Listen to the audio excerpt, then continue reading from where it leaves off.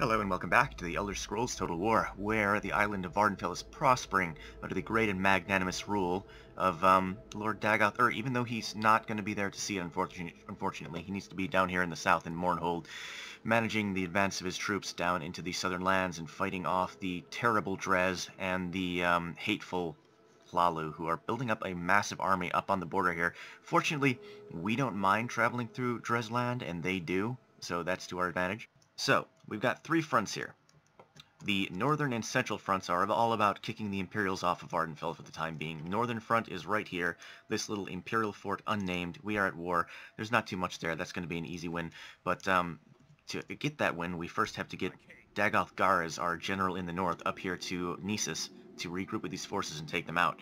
Now, in the central region, we have Seyda Neen, controlled by, it's a rather large force, but it's not led by anyone in particular. They have Ebonheart guards, they have some Imperial scouts, they have some well-trained units, it looks like, in their ranks, but we have some well-trained units as well here in the Dreamer Swordsmen, some of our best units that we can possibly recruit, and they are ready to march on there, I believe, next turn? Next turn, yes. So next turn we're going to try kicking them out of Seyda Neen. We're going to move Dagoth Garres up there to the north to start trying to work on these Imperials in the fort.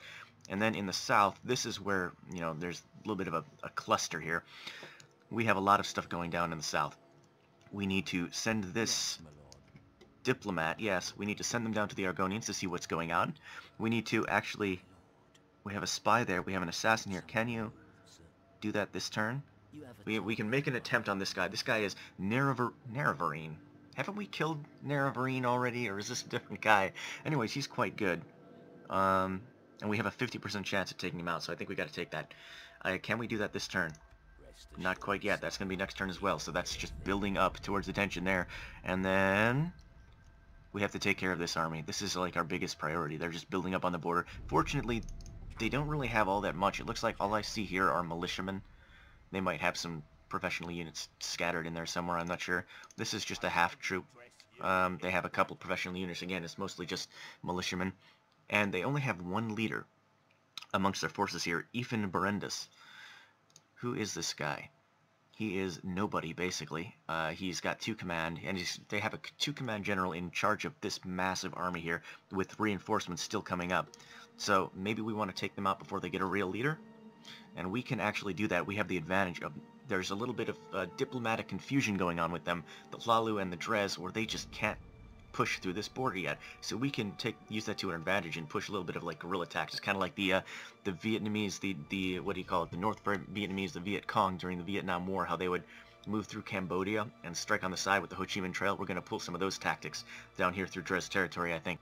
So end of turn recruitment report. We have some training complete here in Ebonheart, so I'm going to send the, what do you call it, the superfluous units, however you say that. I'm going to send these three guys, who are not covered by the garrison costs, down towards Davin's Watch, so we can start reinforcing this fort on our front line. We have a little bit of an interesting choice in buildings here in Ebonheart. This is, for the moment, kind of one of our front lines. We do have a nice little blockage here with the sea, but once we expand and take out Hlalu, it's going to be quite a bit behind our lines, and it is kind of a prime port center for trading. So I think instead of building, you know, an armor or something, a military structure, even though I could technically use that to enforce this southern front for the time being, I think instead of building that, I'm going to go ahead and invest in a port, because I think I have the forces I need to take out these Hlalu soldiers, and probably the Dres as well, since most of their units are just militiamen, they're not trained. And up here in Nisus, you know, once we, like I said, take the Hlalu here, we're going to have a front with Skyrim. That's going to be a dangerous one, and this mountain is going to be our best friend, this mountain range. So our fronts are going to be whatever this fortress is here. If we can take that, I don't know if that's Skyrim or Hlalu control, one or the other. But anyways, our fortresses are going to be, or like our choke points are going to be somewhere around there and up here in Blacklight. So if I give them some military structures, they can maybe train some troops and support those places from there, which is like sending troops over the sea with a boat or something like that. So I'm going to give them a blacksmith for future investment. And then in here in Ebonheart, I don't really see any attacks coming to them anytime soon that could threaten them. Yeah, I don't see that happening, so instead of building a defensive structure, I'm going to go ahead and build a leather tanner, because why not? And Caldera here is ready to upgrade into a, this is already a large town, so what's it going to be upgraded into?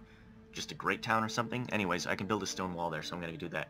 You know, we have one interesting addition, actually a couple of them. First of all, there's Dagoth Muthas down here in the bottom. He becomes an overseer. So I'm surprised he didn't have that already. Let's go take a look at him. His just, like, long belt of achievements just grows even longer. It must be wrapped several times around his waist at this point.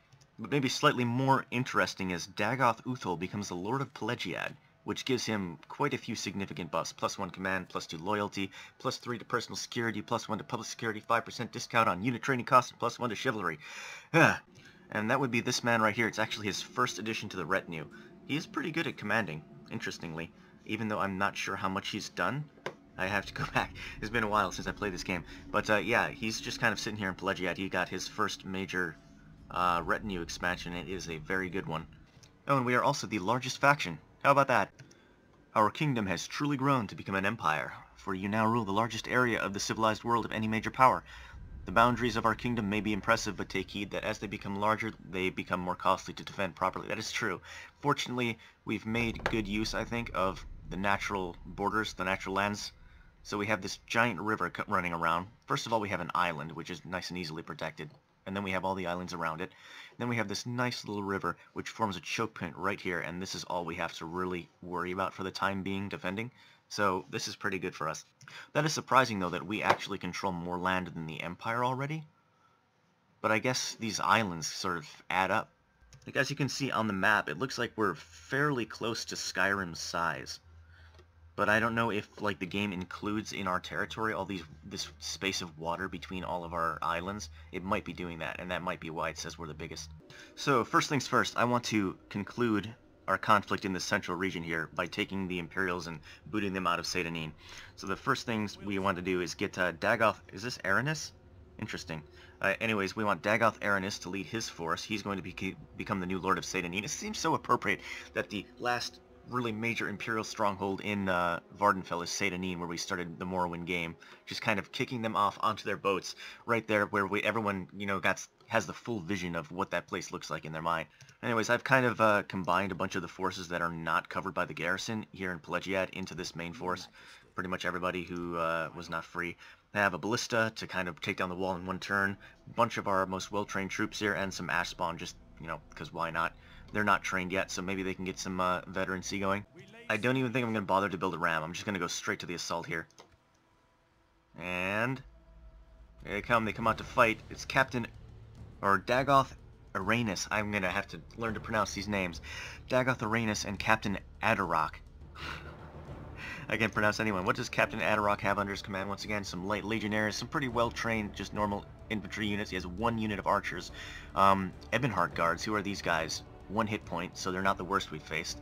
12 attack, 16 defense. I'm not too worried about them. They aren't, you know, pushovers, but I think our Dreamer swordsmen are actually more powerful than them, and they only have 58 soldiers, so yeah, we got them easily. So for once, even the balance of power is saying it's in our favor, and that never happens, so let's just go ahead and attack. So I had to wait out a little bit of a rain here, a little bit of a rainstorm, but it looks like we're ready to go, and this guy just doesn't even need to say any words. This is Dagoth Aranis. He needs to say nothing. His men already know what he's thinking. Kill. Just kill and kill and kill. To drive the Imperial dogs out of our land and reclaim it for our own. Now, we can't see where they've deployed yet. I think I need to actually start the battle before that happens. We only have 1 ballista, so we can only really just kind of all plow in through this gate, I guess. We can't really attack from multiple directions. Fortunately, they don't have any major walls. It's just like a little wooden fence. This is not, it's not the Seyda Neen I remember, but it's the Seyda Neen we've been given. It looks like the Imperials have gone and industrialized for us in our absence here. Got some major buildings here that I would not expect to be seen in Seyda Neen. I don't see a single Silt Strider anywhere. Alright, so I think the way I'm going to position everyone here is ballistas up here by the front gate. All of our main force behind them. I don't know if you can see them through the trees. There we go. There's our main force behind them getting ready to line up. Ash zombies. I guess I'll put the ash zombies over here so they can support either side here, because I have another front of just the ash spawn right here, ready to aim straight down this street in case anybody hides in it. And they are supported by 1 unit of Dreamer Swordsmen in case the enemy decides to charge out that gate and try to attack. The Dreamer Swordsmen can buy us some time until these ash zombies can make it over there to support. And then we have our 2nd unit of ash spawn right here, kind of so they can fire through the trees and down this street. We're starting the battle, and the Imperials are over here. Are they within range of these towers? No, the towers are not firing. Excellent. So we can just have our ballistas take that gate down. And meanwhile, our ash spawn, can they get hits off? Well, they are firing. We'll see whether... they are in the street now, so let's see whether we can actually hit them. Can you fire? Can you actually make it through the trees, or do their projectiles collide with the trees? Okay, I do see some explosions going on here. So it's possible. How about if I specifically click on this? Will they hit it? Waiting. Waiting. I don't see it happening. So maybe not. I can't arc it over. Oh, wait. Yes, we can. Yes, we can. Okay, so we can arc it straight into the street. Excellent. So we do have some cavalry actually charging out of the gate towards, where are our ash zombies? Let's get them up there to intercept. Looks like they're going towards these ash spawn. Fortunately, our ash zombies are very quick, so I don't think those cavalry are going to get the charge that they're hoping for. Let's make sure and see where they're going. They've kind of frozen in place here outside the gate. That's not a very good choice for them to make. This is... they're Imperial Scouts. I don't think this is the General's unit, but they will take some knocks. I want you to stop doing whatever I ordered and fire at will. Okay, they're moving around, so it's kind of...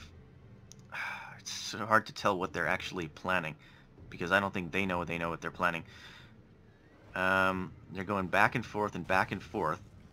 Yeah, they don't know what's going on. So let's just kind of play a little bit of football.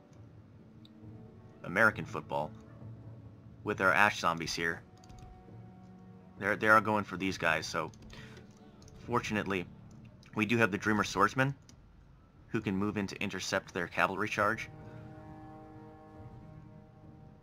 But no, they changed their mind. Yeah, I don't want the ash zombies moving too far away from them in case they were juking us out. Just go ahead and charge them at this point. If I can get them into combat and pin them down before they can make it to the ash spawn, then that'll be a win for me.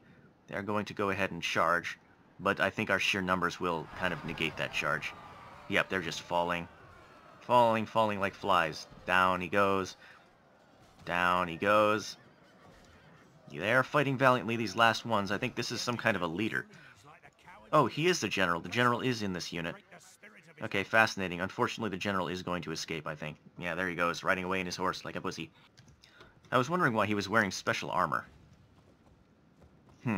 But the scouting troop, from what I looked into... Oh. Okay, that's almost destroyed. Yeah, the scouting group, these Imperial Scouts, when I looked at their force, they were not the first unit in the list, so I assumed that the general would be part of the first unit, or the captain or whatever, but I guess he was not. Can you even open that gate anymore? I guess he can. There was no one... it doesn't really make sense that he can open the gate from the outside. There's just like no one in here to open it for him. Oh! Valiantly he tries to run away, like Sir Robin the Brave, but he just gets hit by the ballista that was trying to take out the gate. And so ends the illustrious reign of Captain Anderock of Seyda Neen, the final Imperial commander that they'd left in the region. And I think I know why they left him behind. He was not the brightest tool in the shed. Anyways, the gates are broken. What are they going to do? I don't really feel that I need to react too quickly if they're not. They are sending up the Ebonhard guards. I think I'm just going to kind of... What are you guys doing? Are you firing at will here? Because I'm pretty sure they should be able to hit the town square from there, right? Let me take a look. Yeah, they should definitely be able to hit the town square from there, so they should be firing. Let's just wait. There we go. Let's see how this does. Yeah, no doubt. Let's set them moving. Let's kind of like... We have the advantage here. They're trapped in their own base. So we should just do what we do and force them to make the move. So I've moved one of these units of ash spawn to another location, shifted them over a bit so that they can fire straight down this hallway where all these troops are stationed. And it seems to be working. And then the other unit is kind of stationed here to fire down the hallway in the opposite direction. So we have a little bit of a crossfire here. All of this hallway is covered. All of this hallway is covered. Where are they going to hide? It's like we've actually got some routing going on already as they all flee back to the town center. But when they flee to the town center, that puts them in range of 2 of our ash spawn units. And as Dagoth Aranis invented this strategy, he gets to name it. And he will call it, I believe, the Bloody Cross. Now, interestingly, while all this chaos is going on here, in their main square, and everyone is just kind of dead. They are still holding the main gate, just kind of sitting here patiently, doing their thing. Are these, yeah, the Ebonheart guards, and they are pretty much at full strength still. So I think it's time to change their attention over there. They should have a clean shot. Let's see if they can hit the Ebonheart guards. Yep, they can. So, since they've just kind of been camping that gatehouse, and I'm not particularly keen on, like, running into tower fire, I've just decided to swing my ballistas around, since they have plenty of ammo, and take out the other gate. Alright, there we go. Gates are down. So, we're going to send our kind of... I love how the Ash Zombies are basically our horsemen. We're going to send the Ash Zombies around to the side, get prepared for a flanking maneuver, while our main force of Dreamer Swordsmen on the side goes and holds this street, and maybe slowly pushes in towards the town center. And then once we take the town center, that will pull the Ebonheart guards away from the tower doors, even though there are only like 5 of them, and then we won't have to worry about the towers. I am aware that this is a massive overreaction, but you know what? Dagoth Arenithus, he wants to preserve as many lives as possible. He is a strategist, as you can see from this strategy he's invented to save as many of his men as he possibly could. Now they do have archers that are going to give us a little bit of a problem. But, yeah, they're just kind of firing up and above at this point. I'm going to go ahead and let them do that. Meanwhile, these guys can just kind of advance down the street. Yes, please. And go ahead. Anyhow, once these guys get within range and starting a fight here in the town square, they will draw the melee units away, and at that point the Ashpawn can go and attack those archers, while the actual fighters are distracted. Okay, they're not going to do anything, so we're going to have to go to them. And there goes the charge. Dreamer Swordsmen are just going to cut through town guards, I assume. Dreamer Swordsmen are very powerful. Surprisingly, they're not just completely melting. I expected them to actually die faster than this. So I guess we're just going to charge at this point. There we go. Nice, timed it, so they fired their arrows there. They might get one volley off on us. You know, straight off volley as we charge down this road. But we should be fine. And then they're going to have to make a choice. These men in the square are going to have to decide which side to help. And this side's already fallen, so maybe they don't even have a choice to make. Yeah, there goes the last of them. So just push on further into the square. Once they actually enter the square, they should be forced to try and drive them off. I think. Unless they just... maybe they will just stand there. Kind of let us pick them apart one by one. How are the Ebonheart guards reacting to this? They are just standing at the gate. Alright. Well, in that case, I guess we'll just use this small force we have here to mop up the rest of their men in the square. And then we'll just have to... if they just stand there the whole time, we're gonna have to move into turret range. Or we could actually just, like... we could just take the square and wait it out, potentially. Anyways, Ash spawn. If we lose some Ash zombies, they are replenishable.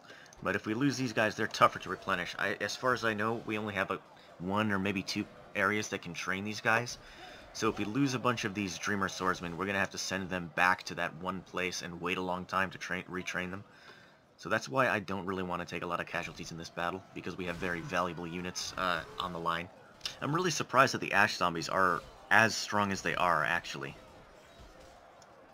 Since they're completely unarmed. I don't know, I don't remember the magical implications of them in the Morrowind universe, but they are just wrecking face with these trained light legionnaires.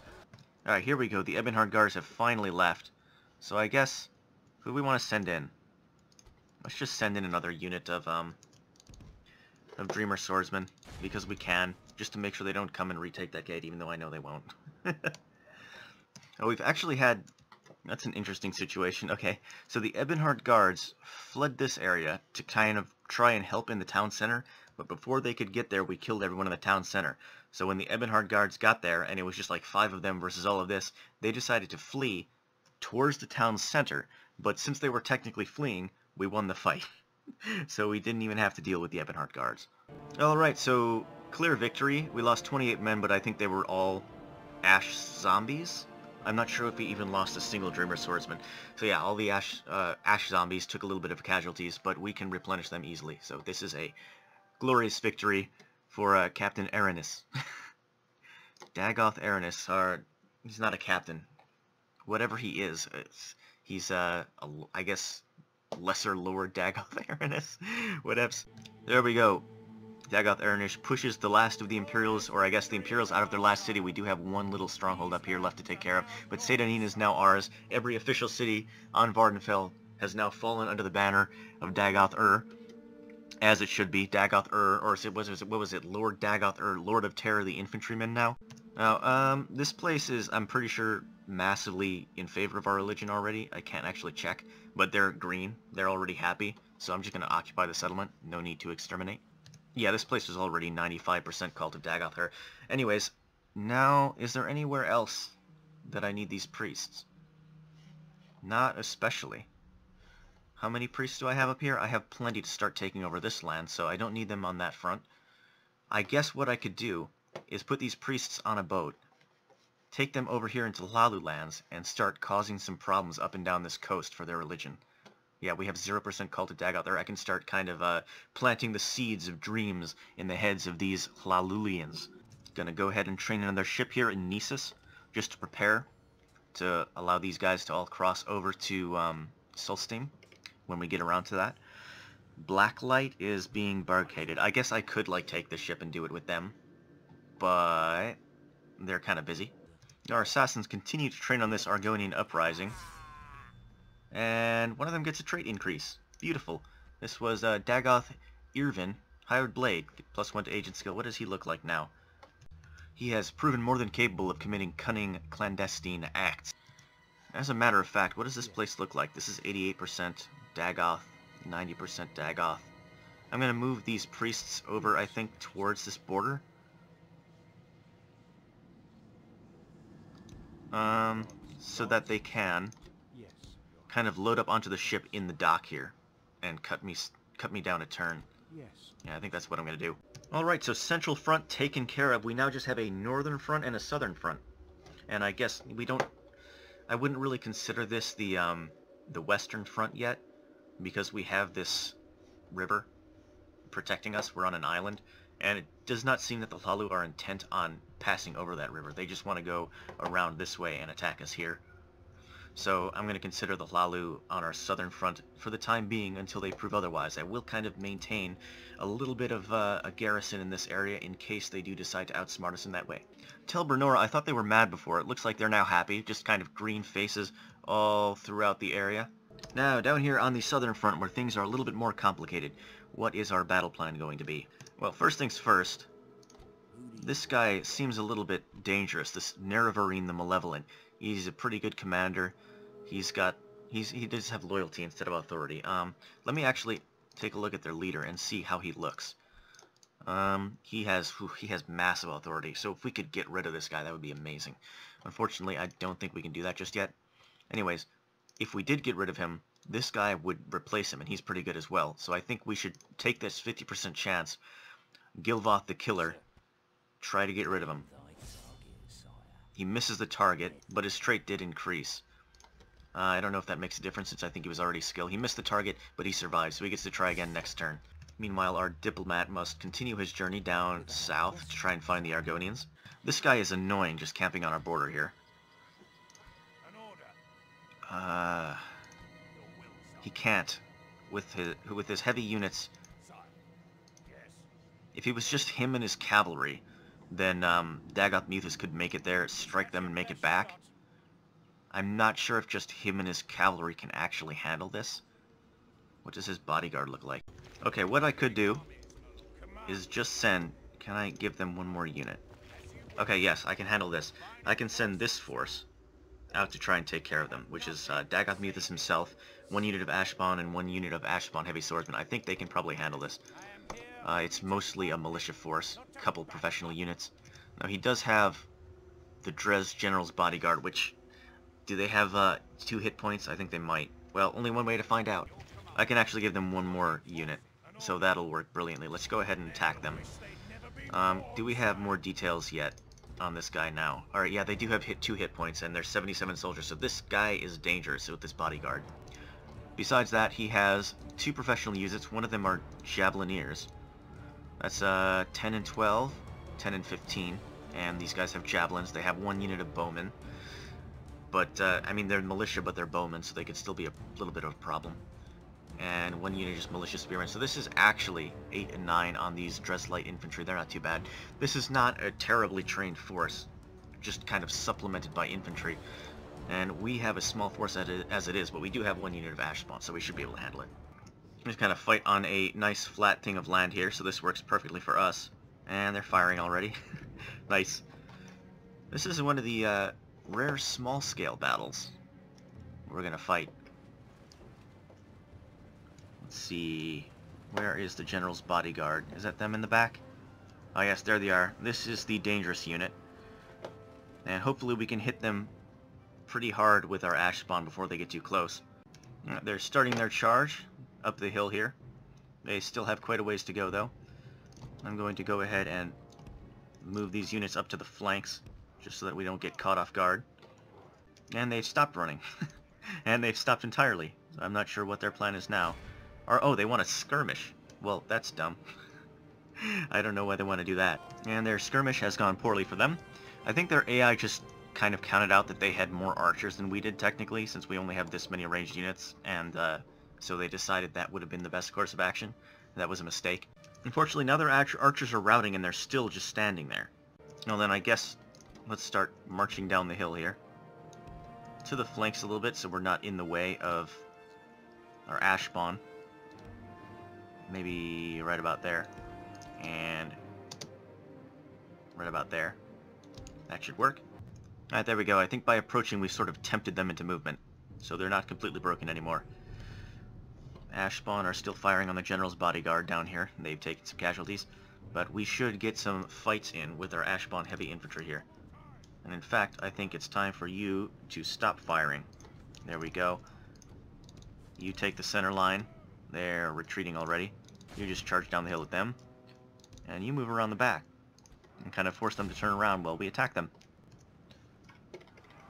There is the first conflict. This is Dres light infantry versus our ash spawn swordsmen. So I think the swordsmen should win. I don't know if our swordsmen get like a bonus against heavy armor or not. I forget how that works. But if that's the case, then they could be at a disadvantage.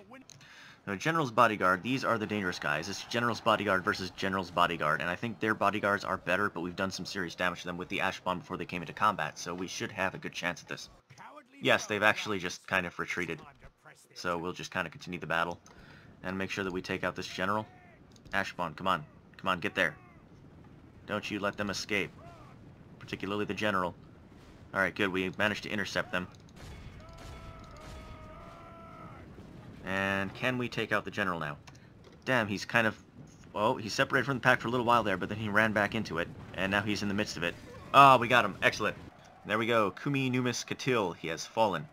That was the general of that force. And he was not bad. I think he was like 6 stars or something like that. So getting rid of him is a nice blow. Although I'm pretty sure he was also just magically spawned in by them a little while ago. So, who knows? Maybe they'll just magically spawn in someone even better. We actually captured their family member, and for their family member and a couple of dudes, they are willing to pay. The Dres are willing to pay us 1669. Brilliant. Goodbye. Oh, and he actually can make it back to his fortress now, so I was worried for nothing. And apparently that tiny little battle was a famous battle. What does this mean? Dagoth Muth is defeated. I guess any battle Dagoth Muth fights at this point is just by definition famous. I've decided to rearrange our priest wall here. Since this river actually blocks movement, that's interesting.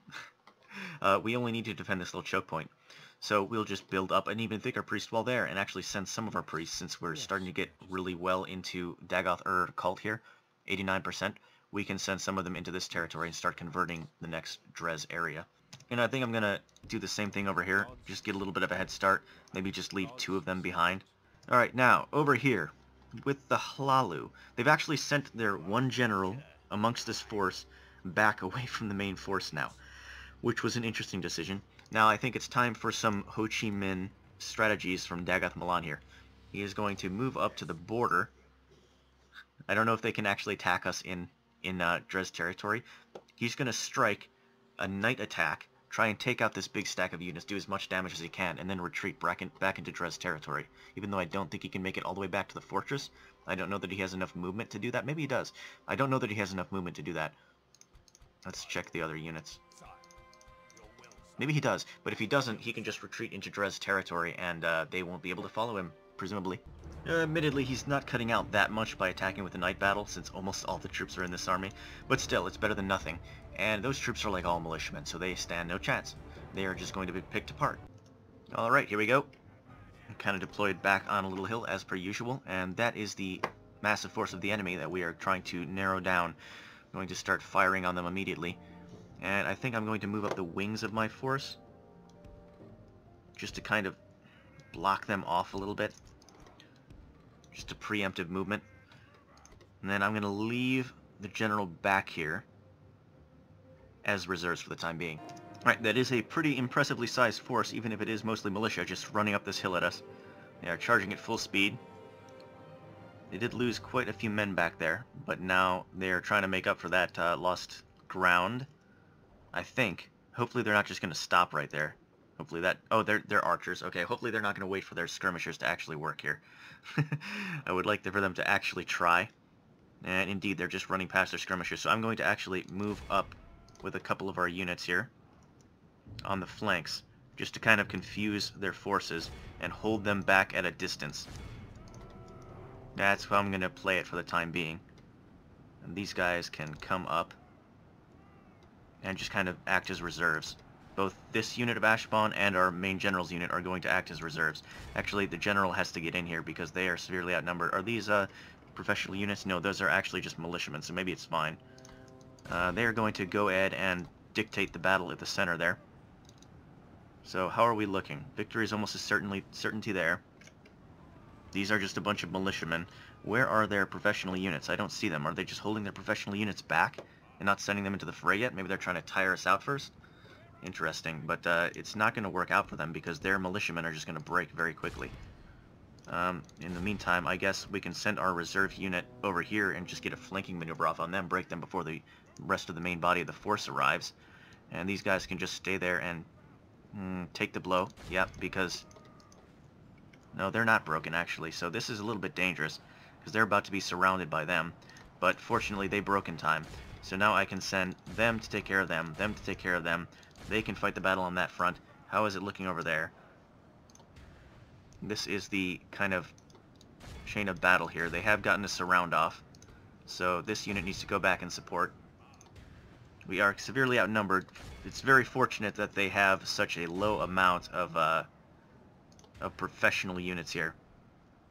So even though we're completely outnumbered, defeat seems certain over there. So we're going to need to send them some support.